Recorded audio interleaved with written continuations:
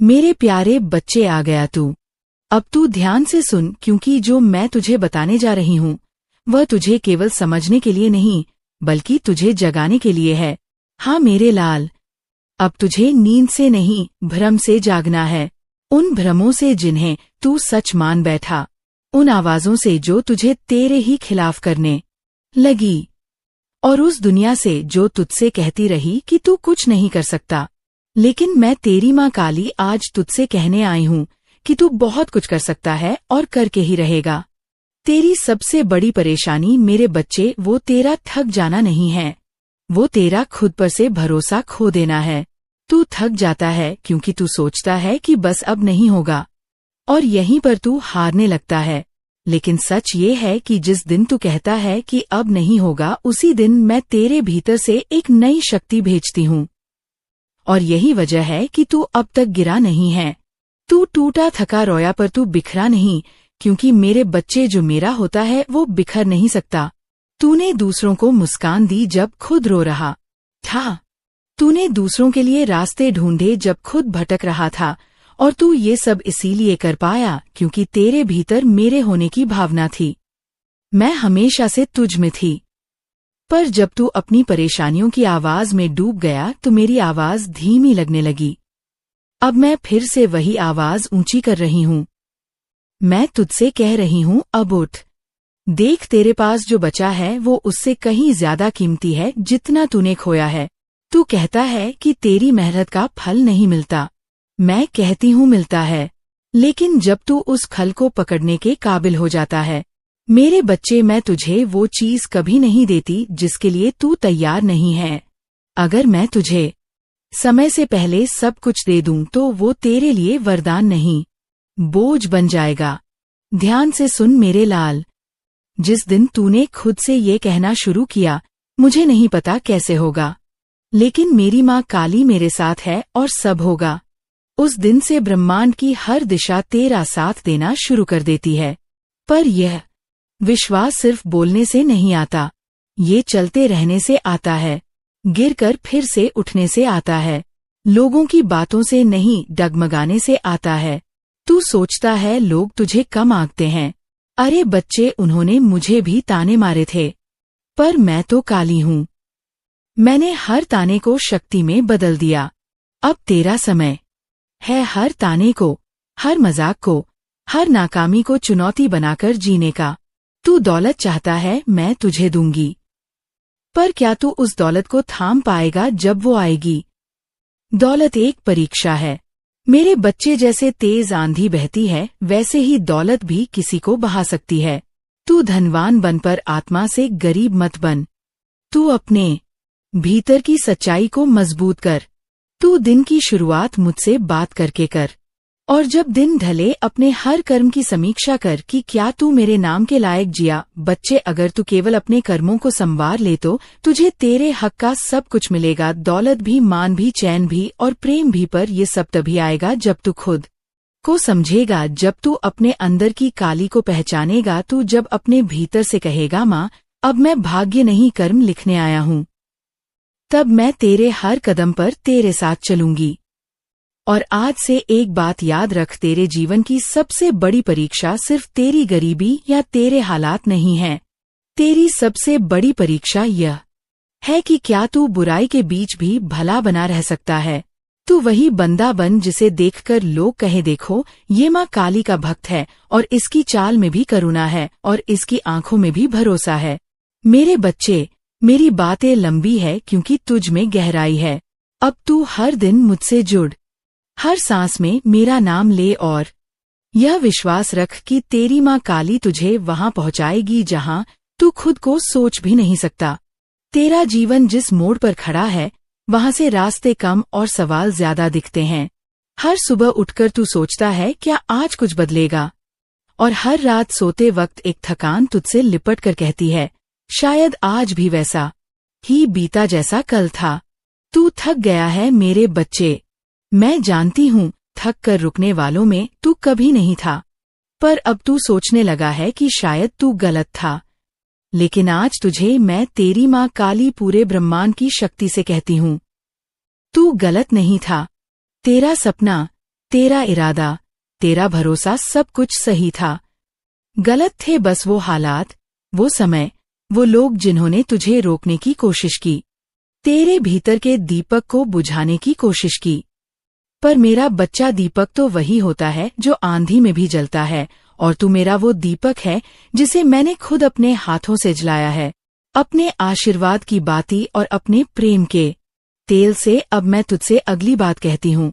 जो कुछ तू खो चुका है उसके लिए तूने बहुत आंसू बहाए। अब वक्त है उसे प्रेरणा बनाने का। तू जिस इंसान से दूर हुआ, जिस रिश्ते में तूने सब कुछ दिया और बदले में खालीपन पाया, जिस उम्मीद को तूने सीने से लगाया और वह बिखर गई, अब उन्हें बार बार सोचकर खुद को ना सता, क्योंकि अब तेरी यात्रा पीछे जाने की नहीं है। अब यही यात्रा आत्मा के उत्थान की है। मेरे बच्चे, जब तू एक बीज को बोता है तो पहले वो अंधेरे में दबता है, उसके ऊपर मिट्टी डाली जाती है, वो तड़पता है, अकेला होता है, पर उसी मिट्टी में वह अपना जीवन शुरू करता है। ऐसे ही तू भी जिस अंधेरे से गुजर रहा है वह तेरा अंत नहीं है, ये तो तेरा आरंभ है। अब तेरे जीवन में वह पल आने वाला है जब तू इस अंधेरे को याद करके मुस्कुराएगा, क्योंकि तू जानेगा कि इसी अंधेरे ने तुझे जमीन से जोड़कर आकाश तक पहुंचाया। मेरे लाल, अब तू धन की बात करता है, तेरे मन में सवाल है, माँ मैं मेहनत करता हूँ फिर भी धन क्यों नहीं आता? तो सुन, मैं तुझे एक रहस्य बताती हूँ। धन मेहनत से नहीं आता, सिर्फ मेहनत से नहीं, धन आता है संकल्प और शक्ति से। जब तू पैसा कमाने के लिए सिर्फ डर से काम करता है कि घर चलाना है, EMI भरनी है, लोगों को जवाब देना है, तो वो डर तुझसे धन की ऊर्जा को दूर करता है। पर जब तू काम करता है प्रेम से, उद्देश्य से, जब तू सुबह उठकर कहता है मैं आज अपने जीवन को कुछ बेहतर बनाऊंगा, किसी की मदद करूंगा, खुद को और मजबूत बनाऊंगा, तो वहीं से धन तुझसे आकर्षित होने लगता है। क्योंकि मेरे बच्चे, धन को सेवा का रूप समझ, उसे सिर्फ बैंक बैलेंस ना बना। जब तू खुद को धन देने लायक बना लेता है तो सारा ब्रह्मांड तुझे समर्पण करता है। अब एक और बात जो बहुत जरूरी है, तू खुद को बार बार दोष देता है, कहीं मुझसे गलती तो नहीं हुई, शायद मैं ही कुछ गलत कर रहा हूँ। मेरे बच्चे, तू गलत नहीं, तू सीख रहा है। हर बड़ा इंसान गलती करता है, पर हर महान आत्मा गलती से सीखती है, और तू महान आत्मा है, क्योंकि तू सीख रहा है, तू पूछ रहा है, तू अपनी माँ काली से संवाद कर रहा है। और ये बात मुझे बहुत प्यारी लगती है। जब तू मुझसे सवाल करता है तो मैं जान जाती हूँ कि तू मुझ में अब भी विश्वास रखता है, वरना कोई मुझसे पूछता ही नहीं। अब एक और गहरी बात बता दूं, जो लोग तुझसे दूर हुए, जो अपने लगते थे और अब अजनबी से हो गए, वो वापस आएंगे या नहीं, या मैं तय करती हूँ। पर तू ये तय कर कि तू अब किसका इंतजार कर रहा है, इंसान का या आत्मा के चयन का। कभी कभी मैं किसी को तुझसे दूर इसलिए सीए करती हूँ क्योंकि मैं चाहती हूँ कि तू पहले खुद को पाले। तू जब खुद से प्रेम करना सीख जाएगा तो मैं वह सब तेरे जीवन में लाऊंगी जो तुझे अधूरा लग रहा है। मेरे प्यारे बच्चे, अब से हर दिन एक मंत्र की तरह अपने मन में कह, मैं अपनी माँ काली का हूँ और मेरी माँ काली मेरी है। जो मेरे लिए सही होगा वही होगा, जो मैं आज नहीं देख पा रहा उसका भी अर्थ कल मिलेगा।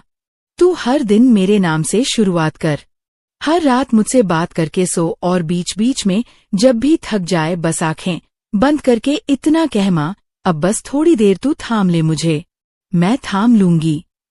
मेरे बच्चे, हर बार थाम लूंगी। जब तुझे लगेगा कि अब कोई नहीं बचा, तब भी मैं तुझसे कहूंगी, मैं थी, मैं हूँ और मैं रहूंगी तेरे साथ हमेशा। अब मैं तुझे धन के बारे में बताती हूँ। सबसे पहले तू यह समझ कि धन केवल मेहनत से नहीं आता। धन आता है जब मन, कर्म और भाव तीनों एक साथ संयमित हो। मैंने अनेक भक्तों को देखा है जो दिन रात मेहनत करते हैं लेकिन भीतर से टूटे हुए होते हैं। उन्हें खुद पर भरोसा नहीं होता, उनका मन हर समय चिंता और असंतोष से भरा होता है। और मेरे बच्चे जहाँ असंतोष है वहाँ मेरी कृपा नहीं टिकती। इसीलिए मेरी पहली बात तुझसे ये है, तू अपनी सोच को बदल। तू अपने अंदर से यह भय, यह असहायता की भावना निकाल दे। जब तू मुझसे कहता है कि मैं टूट गया हूँ, तब जान ले कि तू अब बनने वाला है, क्योंकि हर टूटन के बाद ही सृजन होता है। जब मिट्टी को गूंधा जाता है तब वह सुंदर मूर्त बनती है। इसी तरह तेरी परेशानियां अब तुझे मजबूत बना रही हैं। अब मेरी दूसरी बात सुन। धन वहीं टिकता है जहां कृतज्ञता होती है। जब तू अपने पास जो है उसके लिए आभार नहीं जताता, जब तू लगातार शिकायत करता है कि मेरे पास यह नहीं, वह नहीं, तो ब्रह्मांड भी तुझसे कहता है यह पात्र अभी खाली ही है, इसे और खाली करो। लेकिन जब तू छोटी छोटी चीजों के लिए भी धन्यवाद करता है तो तू एक चुंबक बन जाता है जो समृद्धि को खींचता है। एक बार एक भक्त था, नाम था माधव। वह ही गरीब परिवार में जन्मा। माता पिता ने किसी तरह पढ़ाया लिखाया, लेकिन धन की कमी सदा रही। वह दिन रात काम करता मगर संतुष्टि नहीं थी। एक दिन वह मेरे मंदिर आया, मेरे चरणों में गिर पड़ा और बोला, माँ क्या मैं कभी संपन्न हो पाऊंगा? मैंने उससे केवल एक बात कही, अपने कर्म को पूजा बना और अपनी पूजा को सेवा। वह बात उसके हृदय में उतर गई। माधव ने अगली सुबह से अपने काम को मेरी सेवा मानकर करना शुरू किया। ना उसमें गुस्सा रहा, ना थकान, ना चिंता, बस एक समर्पण भाव रहा। कुछ ही समय में उसके काम में तेजी आई। लोगों को उसका स्वभाव भाया, व्यवसाय बढ़ा और कुछ वर्षों में वह उस नगर के प्रमुख व्यापारियों में गिना जाने लगा। क्या बदल गया था? केवल उसका दृष्टिकोण। अब मेरी तीसरी बात सुन। तुझे अपने जीवन की ऊर्जा को एक लक्ष्य देना होगा। धन को बुलाना है तो पहले जीवन में स्पष्टता लानी होगी। तू हर रोज क्या कर रहा है, किस दिशा में बढ़ रहा है, ये तय करना तेरा काम है। मैं कृपा कर सकती हूँ, राह दिखा सकती हूँ, अवसर भेज सकती हूँ, लेकिन दरवाजा तुझे ही खोलना होगा। मेरे बच्चे, धन उन लोगों के पास आता है जिन्हें समय की कीमत की समझ होती है। यदि तू दिन का समय केवल सोचने, चिंता करने या दूसरों से तुलना करने में बिताता है तो ब्रह्मांड तुझे और भ्रम ही देगा। लेकिन जब तू हर दिन की शुरुआत मेरी भक्ति से करेगा और उसके बाद एक नियोजित कर्म से, तो तुझसे कोई भी दौलत दूर नहीं रह सकती। चौथी बात, अपने संबंधों को सुधार। कई बार धन इसलिए रुक जाता है क्योंकि हमारे भीतर क्षमा नहीं होती। हम क्रोध, द्वेष और ईर्ष्या से भरे होते हैं। ये भाव एक जहरीली दीवार की तरह होते हैं जो मेरी कृपा को अंदर नहीं आने देते। अपने माता पिता, भाई बहनों, मित्रों, यहाँ तक कि अपने शत्रु को भी क्षमा कर दे। जब तू क्षमा करता है तब तू अपने जीवन के मार्ग को खोलता है। पांचवी बात, दान कर, लेकिन विवेकपूर्ण। जो तुझे जरूरत से अधिक मिला है वह समाज का हिस्सा है। जब तू किसी भूखे को खाना देता है, किसी निर्धन की सहायता करता है, तो मैं तुझसे प्रसन्न होती हूँ। और जहाँ मेरी प्रसन्नता है वहाँ धन की कमी कभी नहीं रहती। लेकिन दान दिखावे के लिए नहीं, मन से कर, श्रद्धा से कर। छठी बात, अपनी संगति देख। जिस वातावरण में तू रहता है, जिन लोगों से घिरा रहता है, वही तेरे जीवन को बनाते या बिगाड़ते हैं। अपने चारों ओर सकारात्मक ऊर्जा का संचार कर। अच्छे विचारों को सुन, सच्चे मार्गदर्शकों से जोड़। सातवीं बात, भय मत रख। धन को पाने का सबसे बड़ा शत्रु भय है। क्या होगा अगर असफल हुआ? लोग क्या कहेंगे? मेरे पास संसाधन नहीं है। ये सब तुझ में डर भरते हैं और डर वाला मन कभी बड़ा निर्णय नहीं ले पाता। याद रख, मैं तेरे साथ हूँ। तू एक कदम आगे बढ़, मैं 100 कदम तेरा साथ दूंगी। आठवीं बात, संकल्प कर। केवल इच्छा रखने से कुछ नहीं होता, उसके लिए संकल्प चाहिए, एक स्पष्ट और दृढ़ संकल्प। जब तू एक निश्चय कर लेता है कि चाहे कुछ भी हो मैं यह कार्य करूंगा, तब तू ब्रह्मांड को संकेत देता है कि तू तैयार है। तब हर परिस्थिति तुझे समर्थन देने लगती है। नौवीं बात, अपनी पूजा को नियमित कर। जब तू रोज सुबह उठकर मुझे स्मरण करता है, जब तू अपने कष्टों में भी माँ काली का नाम जपता है, तो मैं तुझसे दूर नहीं रह पाती। तेरा नाम मेरे हृदय में गूंजता है और मैं तेरे लिए रास्ते खोल देती हूँ जो तुझे नजर नहीं आते। और अब मेरी 10वीं बात आज के लिए भरोसा रख। तेरे कर्म, तेरी श्रद्धा, तेरे विचार, ये सब मिलकर तेरे जीवन की धारा को बदल सकते हैं।